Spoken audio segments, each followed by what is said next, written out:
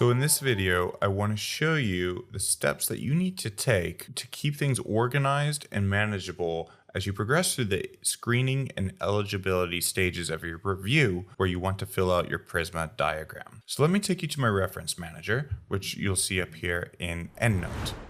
You'll notice what I've done is in the previous step, I exported all the articles from the databases I searched into one shared composite folder, which you can see here I've put in all references.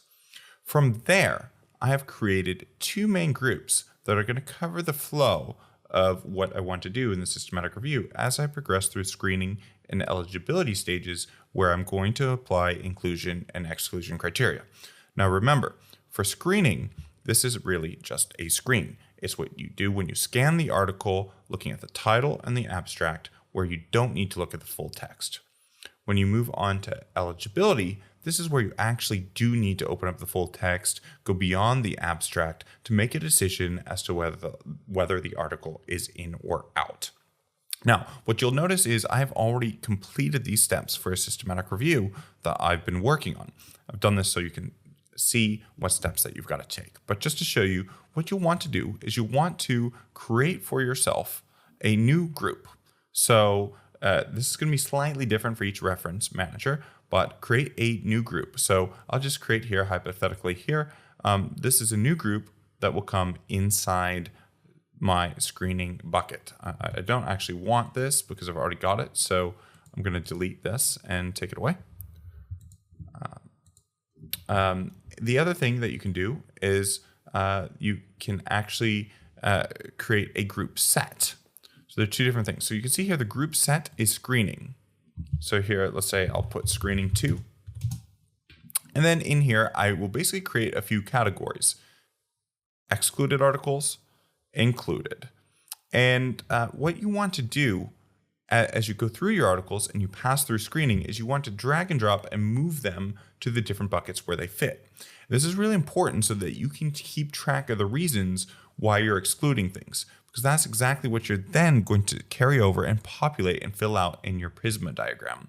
And this is going to help you stay organized. So, for example, when I did screening here, I didn't actually detail the reasons for exclusion. But what you might want to do is create a group that actually says, okay, excluded because there was no relevant outcome. Excluded because it was not in English. Excluded because, in this simple example, I listed not in English, and I knew that I excluded the articles because they weren't, in many cases, research studies, and they were commentaries instead. But I encourage you to be as detailed as possible so that you can keep track. And if you decide later to retrace a step and say, oh, I actually want the articles that are not in English, then you can easily go back and update your step without having to start from scratch. You have a big mess, you lose time, and it's very inefficient. So the way this works is what you'll want to do in the first stage is you're going from all references, and I encourage you to do this in alphabetical order, and you're going to look at each article.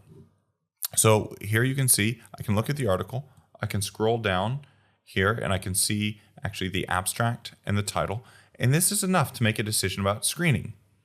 And once I've made a decision, I will drag this article to the right bucket. This article I've decided to exclude. So if I drag it to excluded, now this article is already in excluded, so it won't show. Let me delete it just to show you an example. Okay, so now the article's out. When I make the decision about this article, I drag it to excluded, and now you can see the number has increased in excluded, and you'll follow the same process for each article until you've completed all of these. At this stage, then what you'll do, you'll have only left your included articles. Now you'll do the same process for included articles when you go through your next step of eligibility, starting at the top. So then I would look at this article here, make a decision. I would go get the full text, which I already have here. And you can see this just pulls up onto the screen. I can look through the full text and make a decision based on this article if it's something that I want to keep or not. I'm gonna come back to the reference here.